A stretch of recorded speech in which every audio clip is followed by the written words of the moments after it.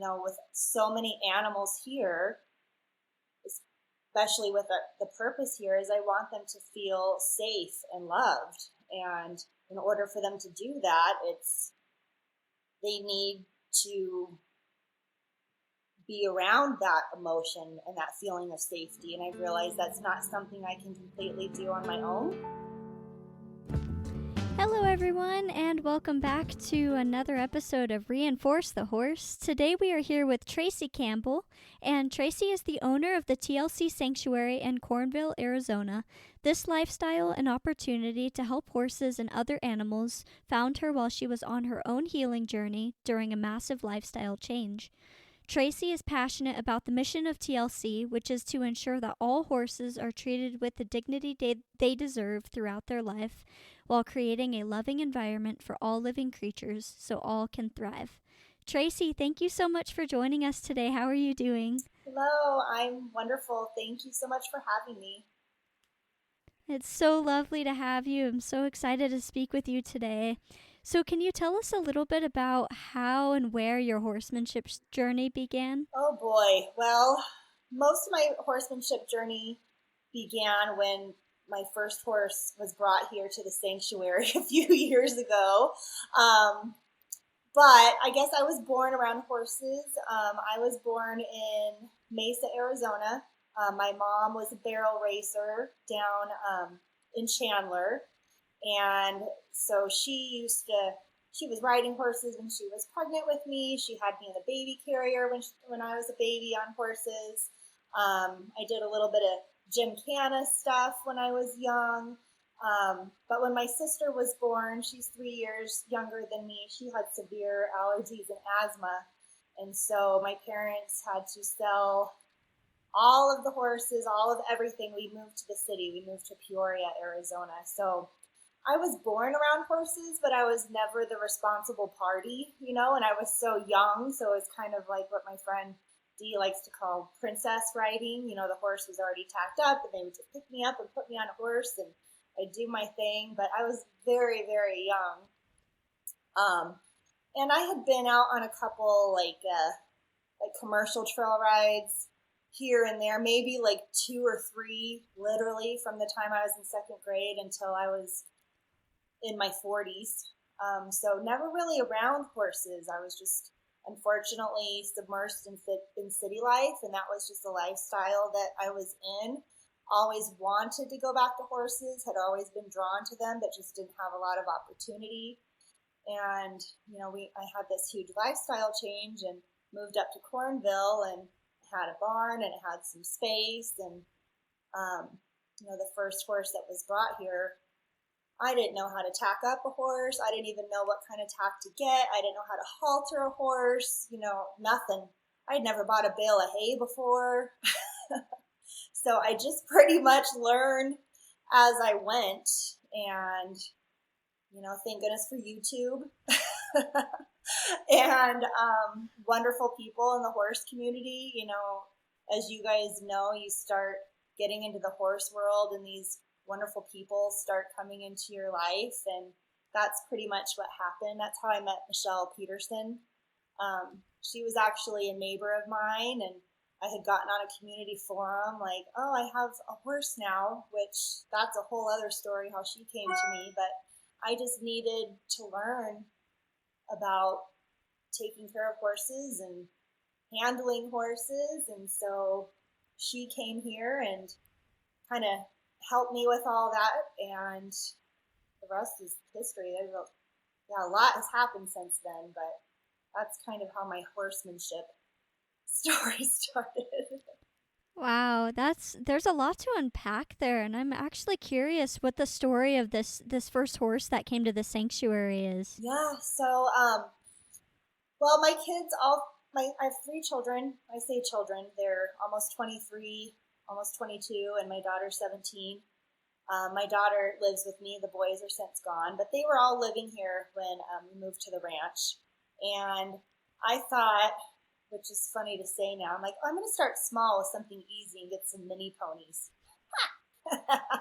Like mini ponies have so much more of a big personality than the big horses. It seems like the big horses are gentle giants and the mini horses are little spitfires.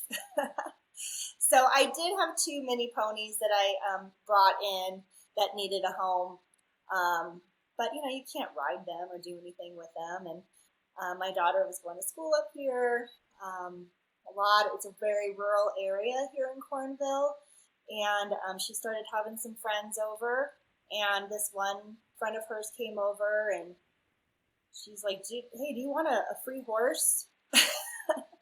Her parents ran a horseback riding operation where they had, I don't even know how many horses, probably the hundreds. They have different herds that go between the Verde Valley, Flagstaff, I think other parts of Arizona that they're always rotating around. So, this fifth grader or sixth grader, pardon me, mentioned that to me. And I was like, yeah, sure, thinking nothing was ever going to come of that. Sure enough, my phone rang.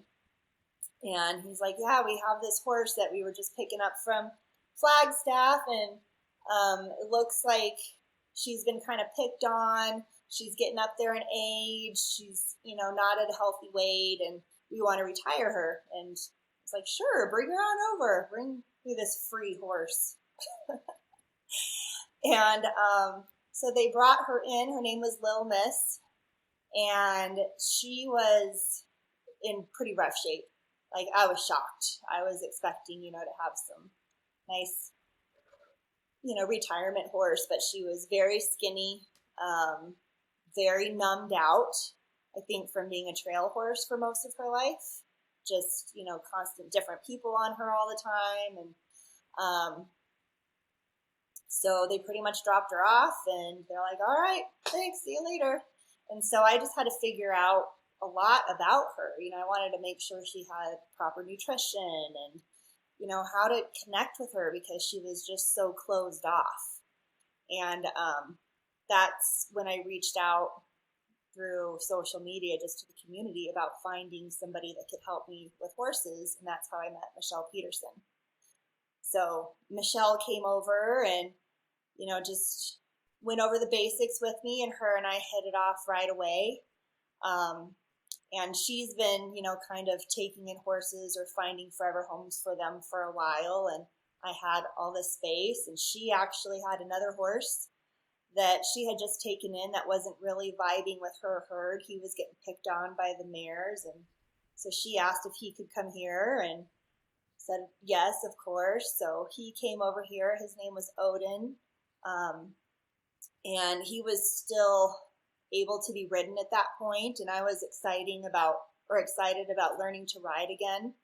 So that's kind of where my real horsemanship lessons came, as far as like buying tack and saddling up a horse and, doing a little bit of groundwork and basic riding again. That was with him. And then things just started really ramping up after that.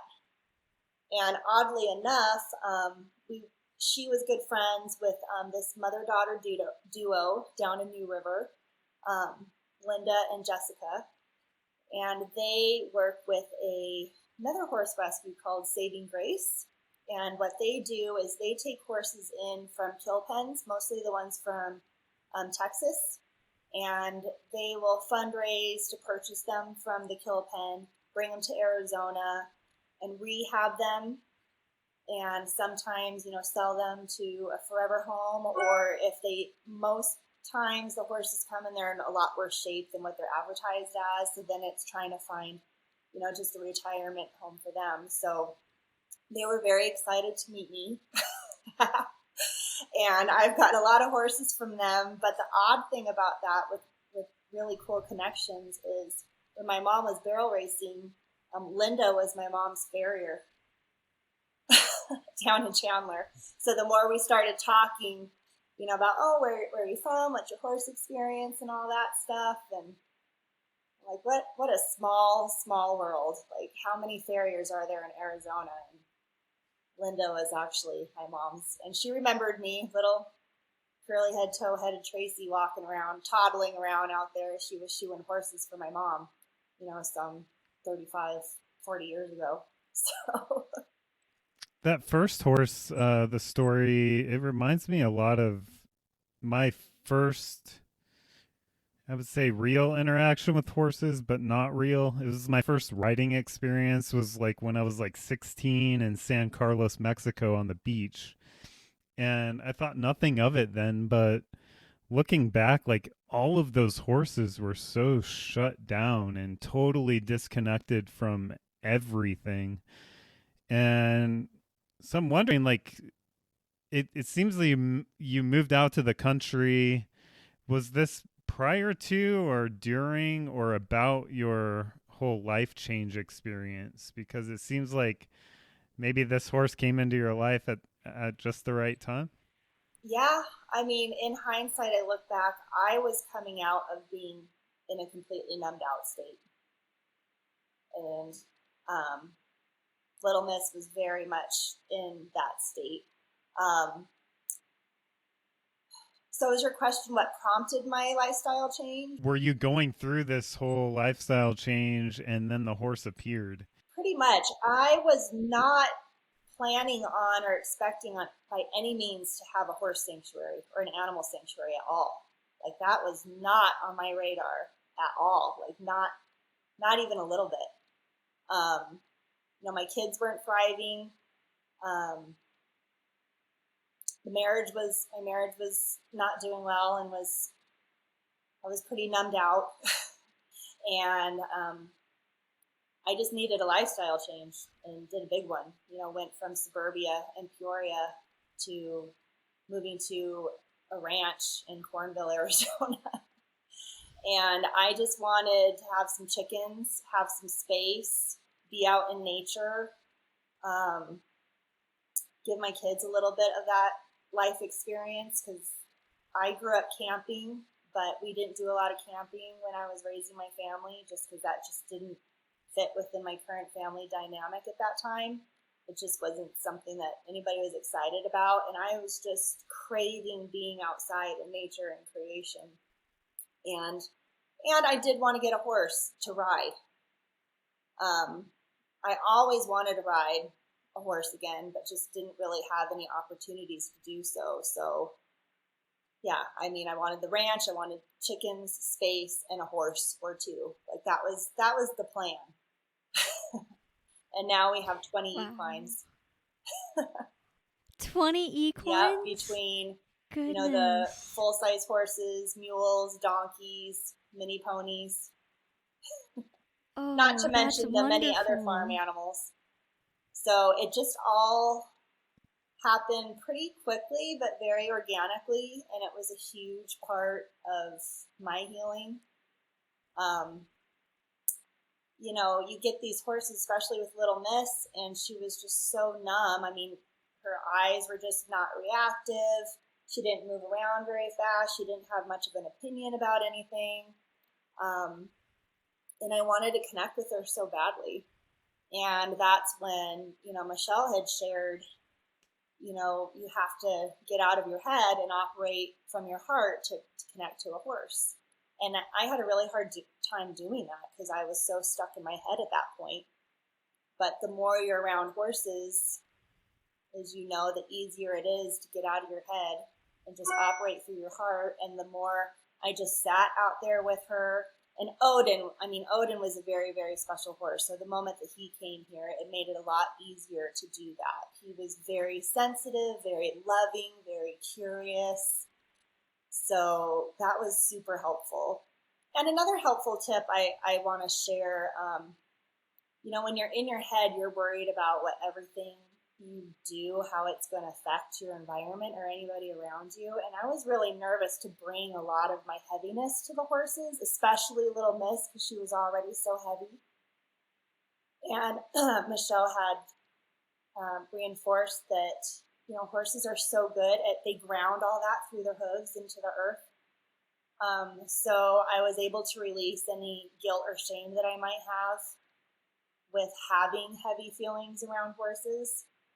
And that helped me get out of my head and into my heart. And before too long, Little Miss turned into boss mare. which was beautiful to see. She started having opinions and pushing the ponies around, and I want to be with this horse, but not you right now. Just, it was really cool to watch her have opinions and a little bit of sassiness. So, yeah, it was really good for both of us and everybody, really, because herds need a boss mare. So you mentioned watching Little Miss go through this transformation. Did you notice in yourself as you were watching and experiencing her go from this shut down and numbed out state, did you notice similar or the same in yourself while working with her? Most definitely. Yep. Just a bit more confidence, a lot of curiosity, just not being on autopilot. Yeah, I was excited to go out there every single day and see how different she was going to be, or how the interactions were going to be. And, as that was unfolding, more and more horses started coming in, and as you know, every single horse has their own individual personality. So getting to know all of them was just really, really special. And it just kept, opening my heart just that much more and more and more. So it was really cool. That's incredible. And to the point where now you have so many animals and it's like you're saving so many lives. I have a question about a sanctuary versus a rescue. I was told once that a sanctuary is a space where animals come and stay there, that this will be their forever home, whereas a rescue is where they're taken in and typically rehomed. Is this how you view it as well? That is how I view it. Yeah. The animals that come here, it's usually they have been passed around. This is the last stop. So they're here pretty much until I have a lot of seniors.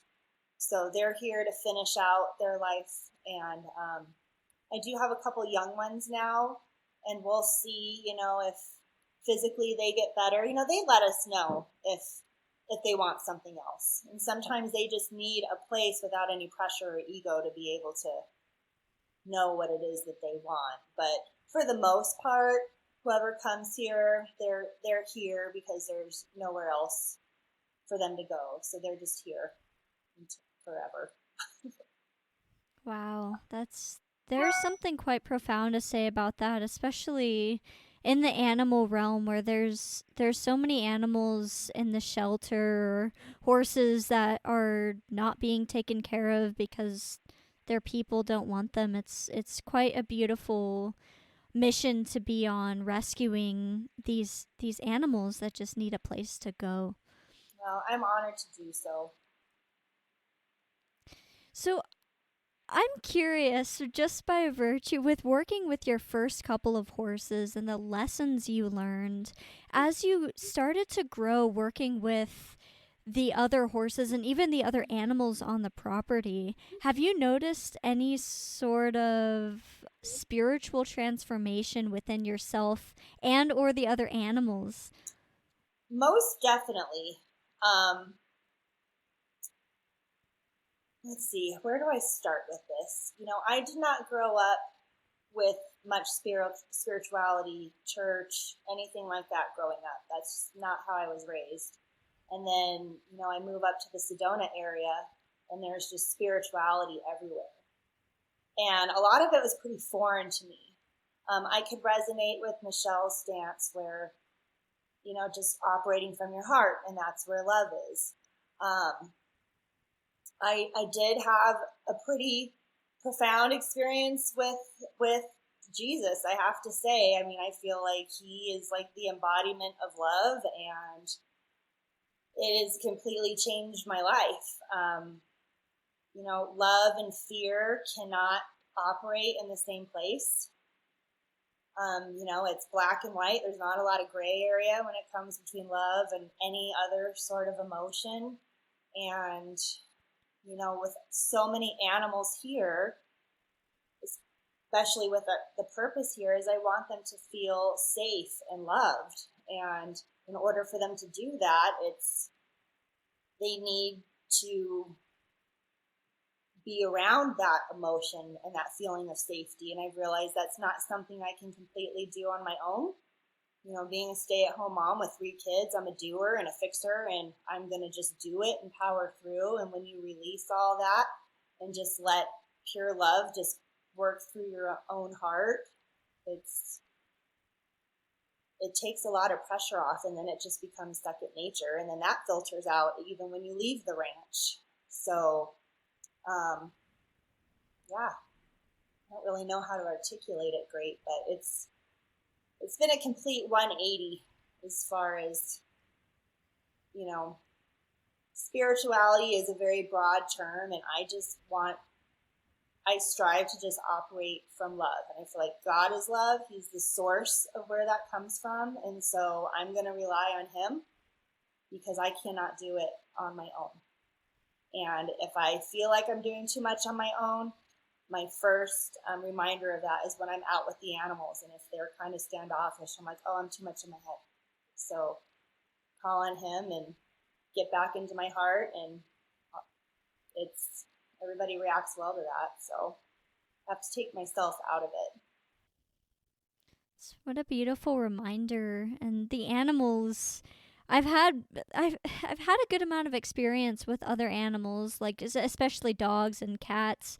But as of late, the horses have been like a portal or a doorway to this sort of spiritual realm, I guess. And it's so fascinating to see as we begin to grow and express ourselves through a space of love and compassion and joy, and instead of, you know, fear just simply being in the head, just how well they react and how happy and positive their lives become.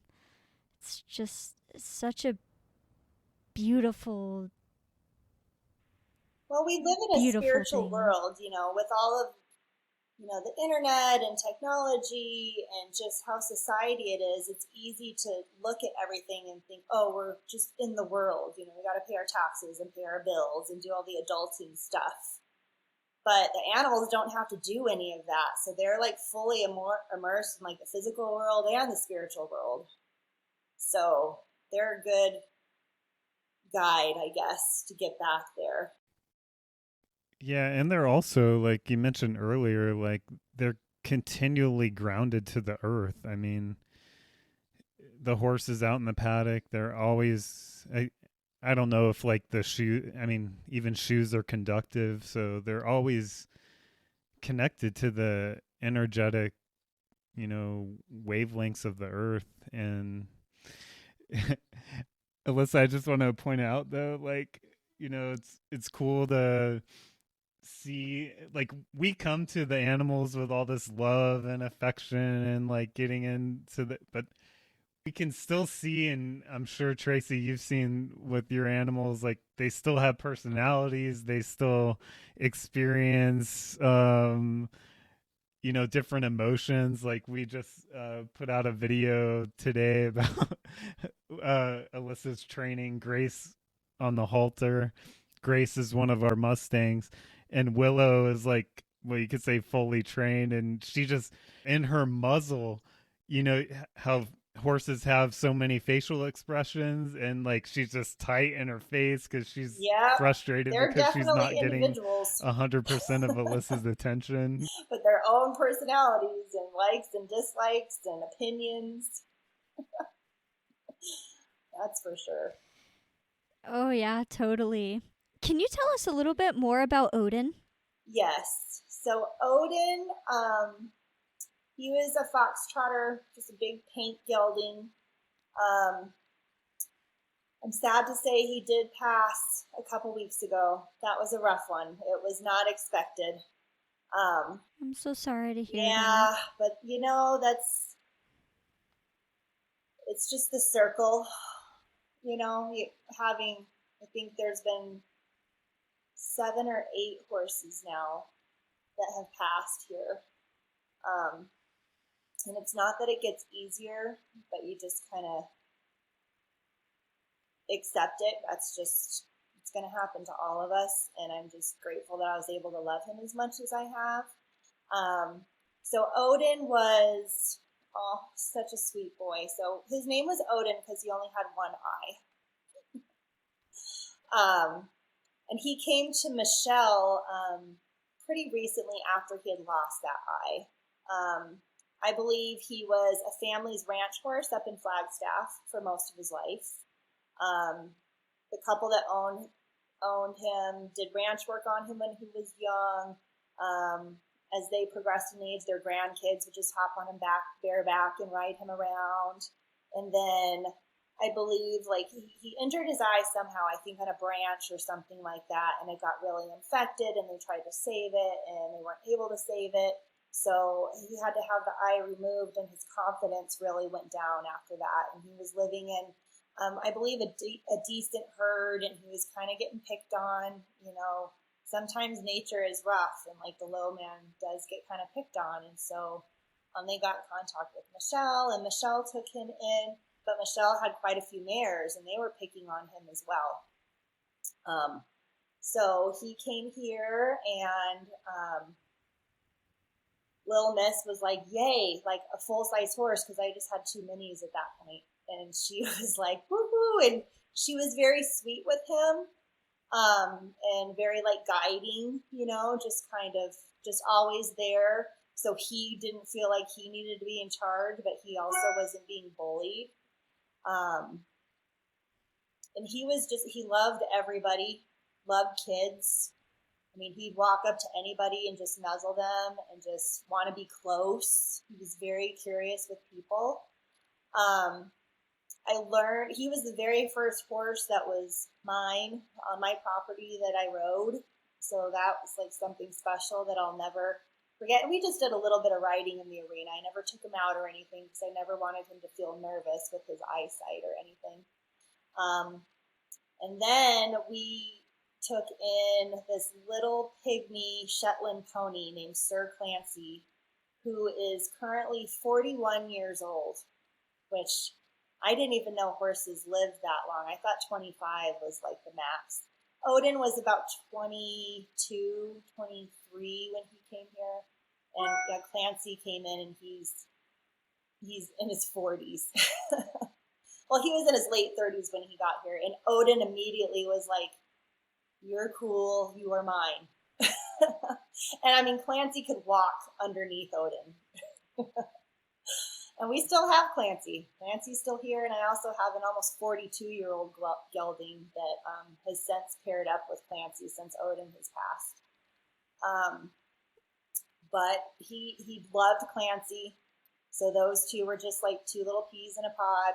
And as more horses came, they just kind of stuck to themselves and wanted to do their own thing, kind of on their own. And then Little Miss, she did pass maybe about a year after Odin came here. And it was natural. It was a natural passing. It wasn't traumatic or anything like that. And I do have to point out, I think it's a beautiful thing that a lot of people don't know. There's been so many horses that have passed here, and they all stay here. I have to create a little map now, but they're all buried in different parts of the arena in the back pasture. And every time after we bury a horse, all the other horses come one by one in their own time and stand over where they were buried. So it's kind of they're off paying topic, their but that's respects. been a beautiful thing that I've seen every single time it's happened here. Wow. That's really powerful to hear that. So we had a horse, our first horse, Mocha. She passed away now about 3 years ago. And at the time it was her and Cody, which we still have Cody today. And Mocha had a really traumatic death. It was a really difficult time for us all. But anyway, she was buried here on our property, and that was in a lot of ways the opening to my spiritual journey as it relates to horses. Given after she was buried, the day leading after, we took Cody out, and he stood right over her, very similar to that. He knew exactly where she was and felt her in some way, shape, or form. And then after that, we had taken him to meet with 2 other horses that they were ours, but our horses and them had like a special connection of sorts. Like they knew each other. And there was this whole ceremony between Cody and then Man and Miss were the 2 that we took them to see. And they had this whole like ceremony about and for Mocha. It was like, wow, these animals, like they know someone important has passed away and they're literally paying their respects. Right. I've never seen that in an animal before. Yeah. It's pretty incredible to see, and it just gives you, all perspective is powerful, but when we get caught up in our head again and overwhelmed with life, and you think how much depth there is, like for horses that don't speak our language or view things as we do, to just see how powerful that transition is. It gives a powerful perspective to all things that these little things don't really matter. Yeah, for sure. So the horses that are close to, say, one that has passed, do you notice any sort of grieving that goes on between them? A little bit, but it seems to be fairly short-lived. Okay. It's like almost an honoring and an acceptance, and they don't stay in. I don't think they just stay in a sad, depressed state. That's just not how horses operate. They move through their emotions so quick. It's important to feel everything, but not to stay there. That's fascinating. And also that you bring up, like, they're always in the present moment. But that's a very interesting way to express it and notice them. Do you have any particular practice that you go through to get out of your head? Be it prayer, meditation, nature walks, or just being around the horses or other animals. What can you tell us more about? Pretty much yes to all of that. Depending on the day. I'm very blessed to live on creek's front property. So it's either, I have to pass all the animals to get to the creek. But yeah, just walking outside. Yeah, very blessed in Arizona to be in next to creekside property. That's fantastic. Yeah, and I mean the trees here are huge. Like the tree in my backyard is 27 feet around. Like it is an old, ancient cottonwood tree. And there's willow trees and fruit trees everywhere. We're just like down in this, like, there's a nature conservancy pond. I mean, it's just the submersion of just being out in creation. I mean, it's just like, I'm like, how long has this tree been here? Like, what am I upset over? It's so fleeting, whatever kind of gets to me in whatever day or moment. So it's just going outside, seeing the perspective of creation, how long it's been here, how natural everything is. I mean, I use this analogy a lot. There's a lot of birds here, and there's a lot of spiders and bugs. And, you look at a bird building a nest, and it never went to school to how to build a nest, or a spider how to weave a web. And everything's just so nature, everything just, it's so obvious that there's a higher power out there, that has just kind of created this cohesive natural world where everybody and everything just knows how to exist in a natural way without all these distractions that us humans have. And it helps me get out of my head. And then I love animals and I want to connect with them. I don't want to just look at them. I want them to feel my love. So in order to do that, take deep breaths. Gratitude, I think, is a big, big part of having a healthy spiritual life. Instead of thinking of all the things that I want to change, or, I wish I was more spiritual, I wish I was more connected to God, or I wish I didn't worry so much, dropping that and just dropping into gratitude. there's a lot to be grateful for in this area. And I think the more thankful and grateful you are for things, that gets you closer to love and spirituality and God. So a lot of gratitude, a lot of perspective, a lot of thankfulness. I couldn't agree more. And like, I grew up Christian. I wouldn't consider myself a Christian these days under like normal, typical terms, but I feel like I have a better understanding of Jesus Christ and like what he was all about now than I ever did in my decades of immersion in what would be considered the Christianity construct of religion. Right. And like the more I uncover, the more we uncover with the horses especially, the more I find that all religions and belief systems and spiritual processes that we have available to us on the earth, they're all pointing to the same exact thing. And it's that embodiment of love and empathy and compassion, ultimately leading us to this joy-filled life that we just wish to experience. You know, some things like religious dogma kind of like pushes us outside of nature, and then we have like all these ancient indigenous teachings. Yeah, there's a lot of man-made modalities out there, which that's what religion is. And I'm not a fan of religion.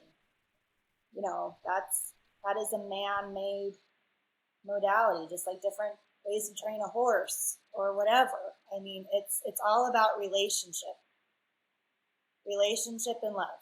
Like, I want to be love. I don't want to be anything outside of that. And that is not something that I can do. That is my relationship with the Creator. So, I mean, you can go to, I'm really grateful. There's a wonderful church here that is very Christ-centered and not religion-centered. And that's been very helpful as well as this environment.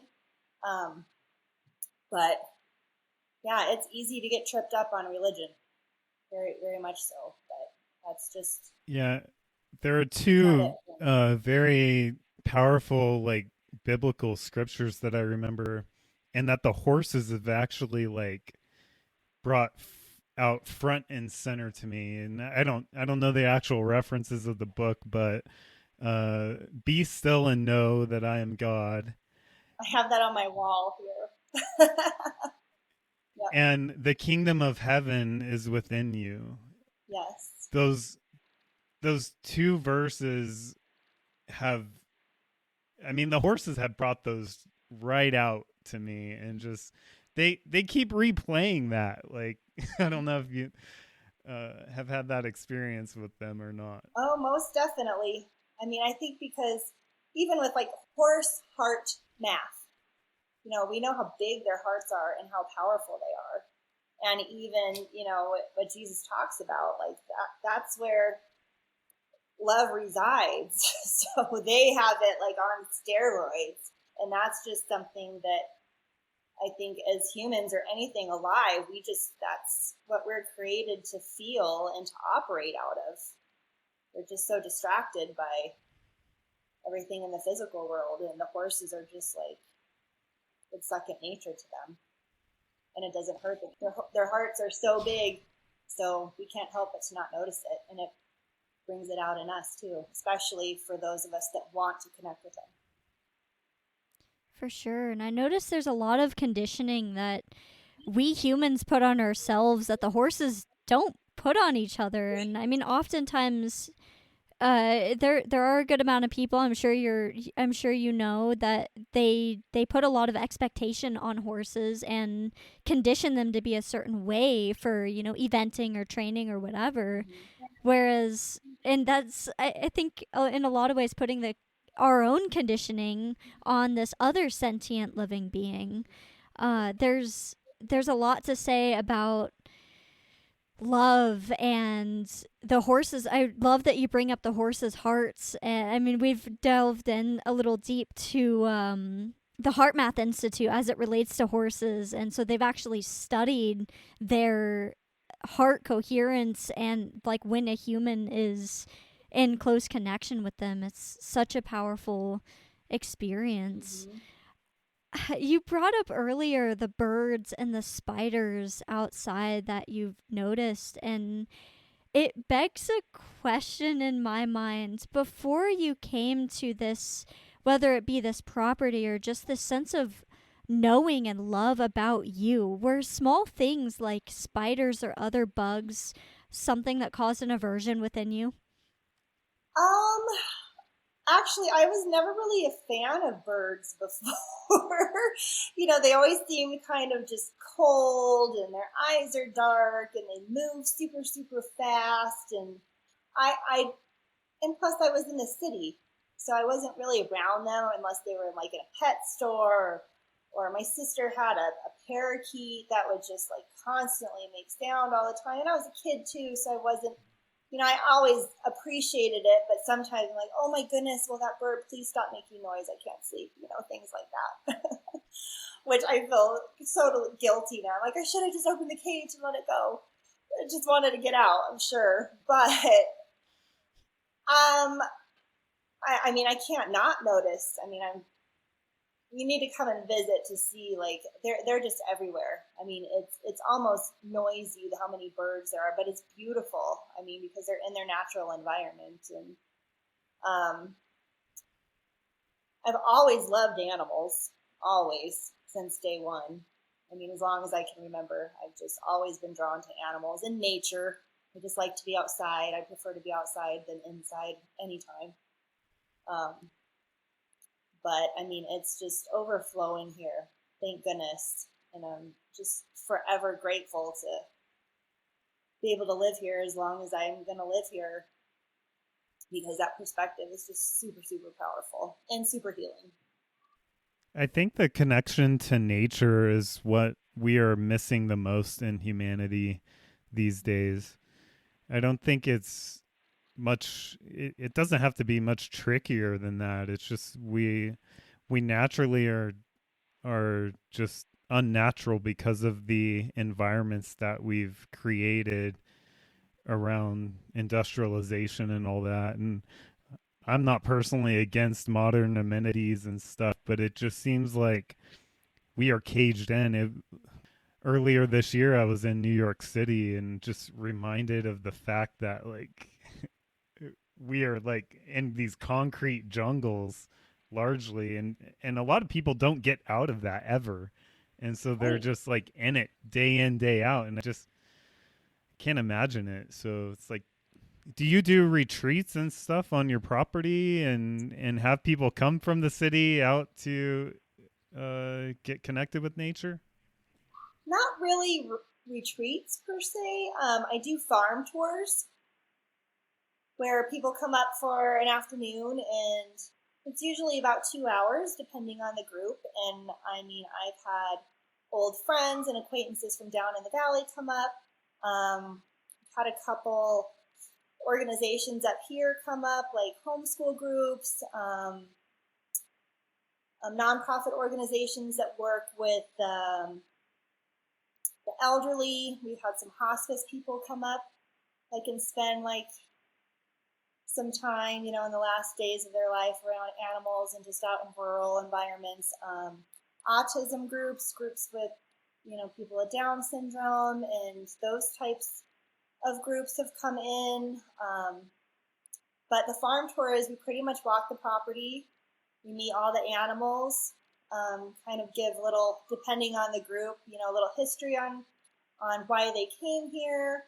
I'm kind of a nerd with facts and science, so I'm always like, oh, did you know, like, why goats do this, or why pigs do this, or how come that bird acts this way, or whatever. So it's kind of like little lessons along the way.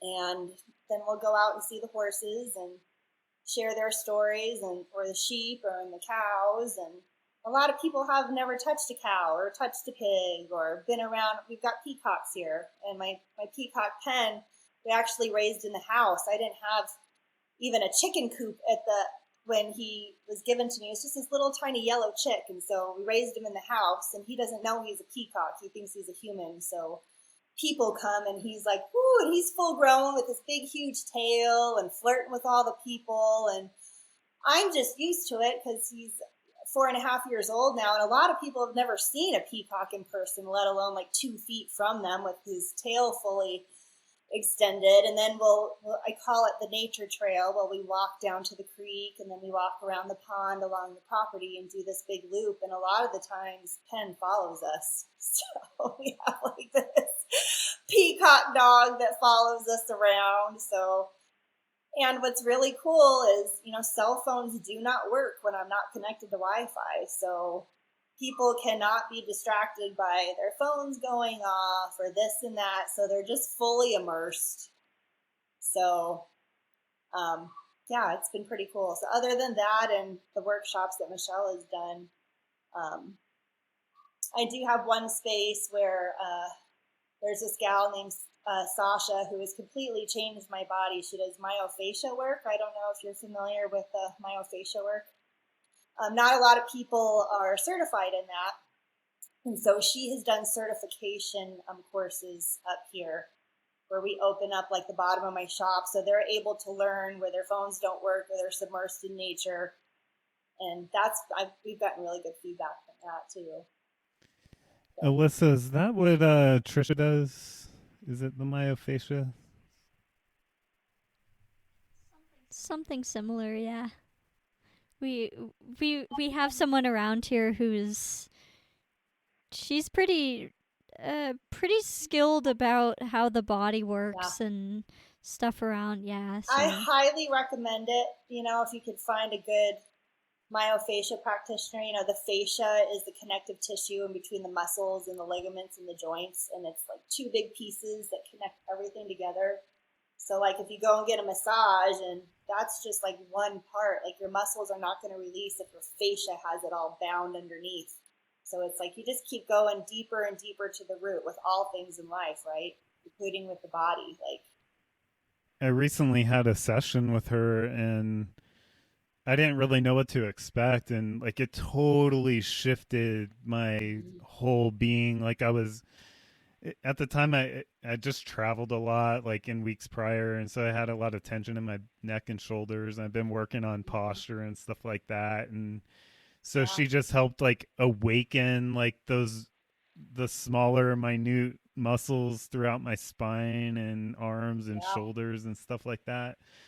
And so it was like I'm a very strong empath and intuitive. Like I can like energy and it just totally like unblocked a lot of like flows of energy throughout my entire system. It was amazing. And then I've seen a lot of videos of body workers and stuff that do that sort of work on the horses. Do you know anything about that? Have you experienced that? Yes, actually, when I first started going to Sasha, I actually just saw her today too.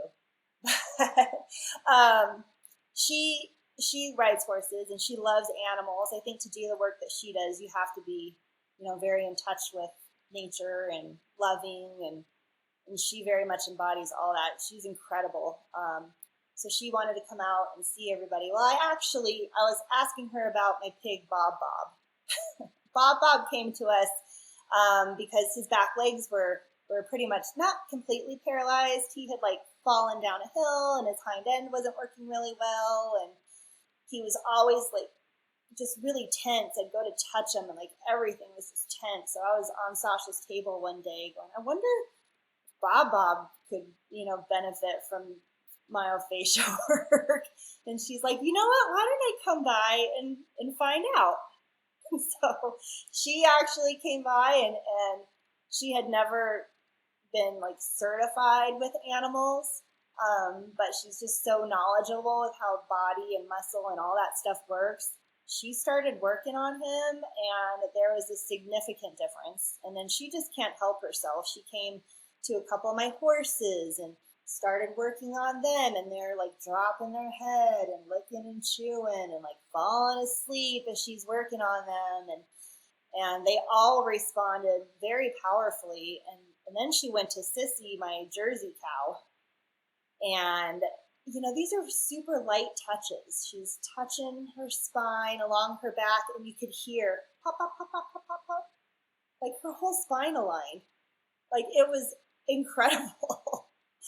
So animals respond very, very well to facial work and energy work. I mean, she's just like, I've met a few earth angels in my life, and she's definitely one of them. So yeah, between her, I've noticed that this video of this body work, I can't remember her name, but she works specifically on horses. And, she just has like little video clips of like things they can try with your particular horse. And one of them is this like really light touch underneath like their muzzle, like where their tongue, I don't know what it's called, but like I call it like the tongue cavity.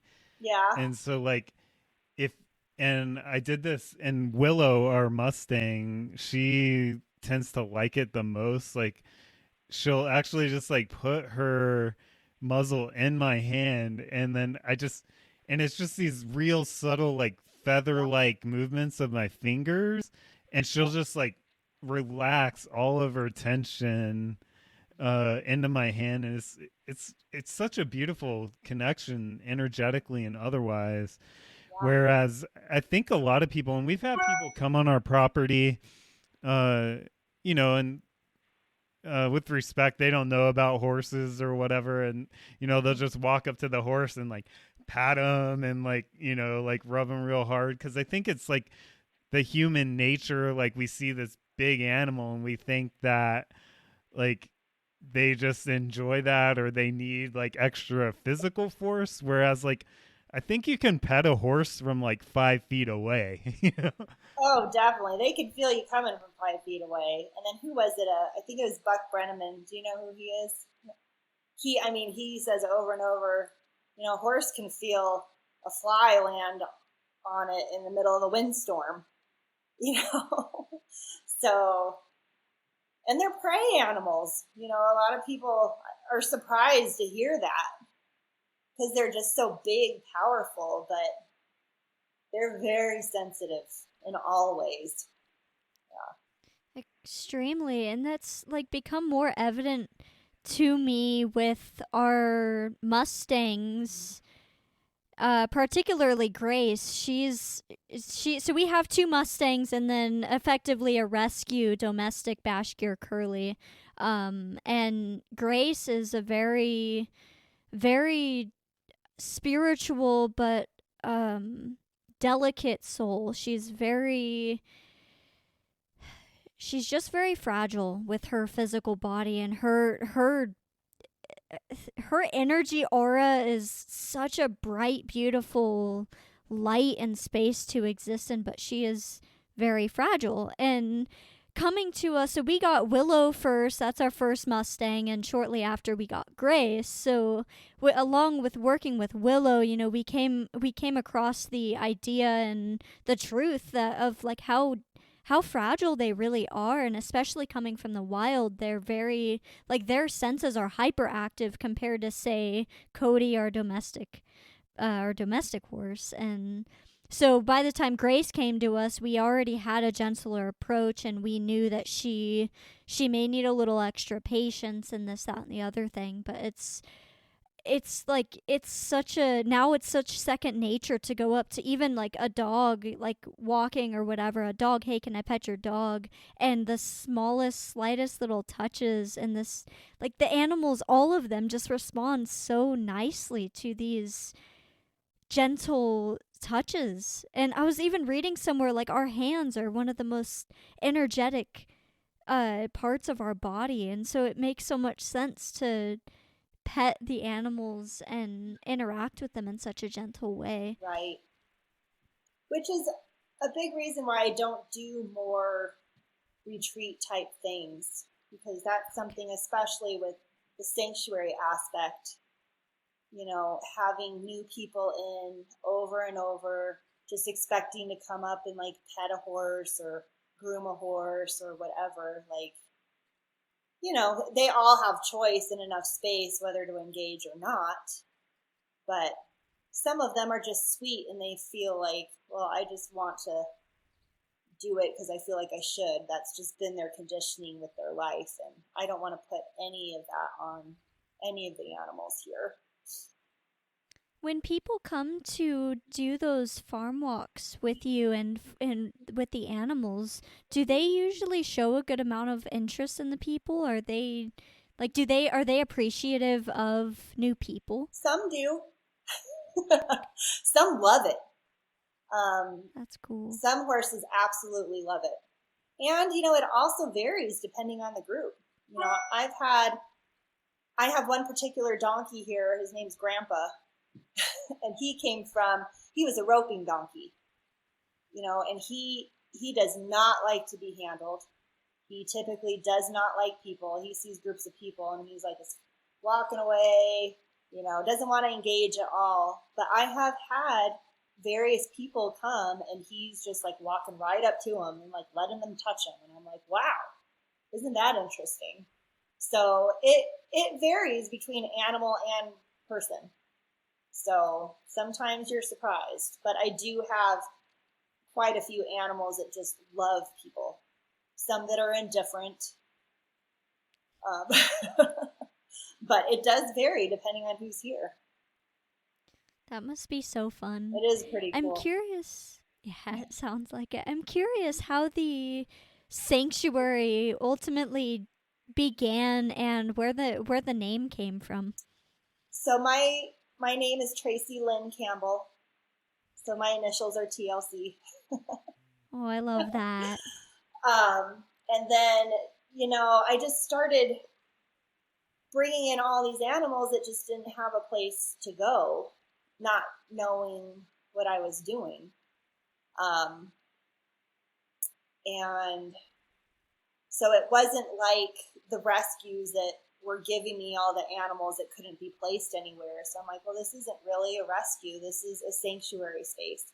And plus it was my sanctuary space as these animals were coming in, with just the immersion in nature and everything. So I just very much felt like, I don't know, this is a sanctuary. It's not a rescue. This is where you just come to be at peace without any expectations or anything like that. So yeah. And we did, there was a Cornville fire here a couple years ago. And a friend of mine got on social media and offered to pick up people's animals around the area and take them to the fairgrounds.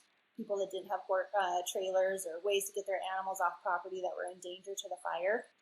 And as we were doing that, I was introduced to a woman named Emily Snelling. And she had just moved here from San Francisco. And after everything calmed down and everything like that, we had gone to go check on her goats, and her goats were safe. We didn't have to move them, but we drove out to her property because she was out of town. She came in here and was like, what is this place? Like, what are you doing? Like, I don't know. I'm just like taking in these animals that need a place to go. And I had the space, so I brought them in. And she's like, how are you paying for all this? Now, I do have a rental property up in Oak Creek Canyon, and that's what kind of led me to this place. I spent a summer there. I was like, I just can't go back down to the city. I just can't do it. And so I found this place in Cornville. I mean, I'm an Arizona native, and I didn't even know Cornville was a place until about 6 years ago. But anyhow, it turns out that Emily had just moved here from San Francisco, and all she does is run and build international nonprofits. So I was like, She's like, this needs to be a nonprofit. I'm like, well, I don't want to know how to do that. I don't build websites. Like, isn't that really, you have to do tax stuff and all this legal stuff, and I don't know how to do any of that. And she's like, well, that's what I do. So she built my website. She got me all legal. And now we were incorporated in the summer of 2022, thanks to Emily, who I met through the Cornville fire. Wow, congratulations. And it just like the that, God or the universe works in very mysterious ways, and things just sort of happen in that way to progress us forward when we're following the desires of our heart and the space that we're meant to be in. On that note, where can people find you and how can they help? We'll definitely put links to your website and social media and stuff on the show notes page. But if you'd like to give, a audible shout out. Well, thanks. My website is www.tlcsanctuary.org. And if you go to my website, there's links for donations. There's links to my social media page. I'm getting ready to hopefully launch like a more specific way for people to sponsor particular animals. I think, if, as taking care of animals, it's fairly pricey. And I'm finding, I've got some wonderful donors and I have some monthly donors and I'm so grateful. But I also have quite a few, maybe like 3 horses that have monthly sponsors. And I have found that to be the most helpful. Just they take care of their monthly feed. And if a vet bill comes up, they cover that. And so that's, I think, the next avenue that I'm going to be putting some more energy into is individual animal sponsorships. And anybody that sponsors an animal, can come out and visit them and take pictures with them and, feel a sense of ownership as they spend their days here. But yeah, so everything's pretty much through my website. And I'm old school. I'm pretty much only on mostly Facebook, a little bit of Instagram, but I don't know any of the other ones. So yeah, everybody, tlcsanctuary.org, and you can check out more about Tracey and her mission there. Tracey, do you have any, or Alyssa, did you have any other last minute questions? I do have a last minute question. What is your favorite way to reinforce your horse? Or in this case, your animals? Oh, well, I guess just like before, just lots and lots of love. Like anything can happen if there's no expectations, no ego, and you're just approaching them with your heart. So that and consistency, relationship. Well, I'm so grateful for this opportunity, you guys. Thank you so much for reaching out. Thank you so much. It's been such an honor and a pleasure to have you on the show and learn more about your mission and your journey. Thank you. Well, I hope to see you guys up here soon. You're always welcome. Yeah, thank you so much. It's been great. And everybody, will catch you again on the next episode of Reinforce the Horse. Thanks, guys.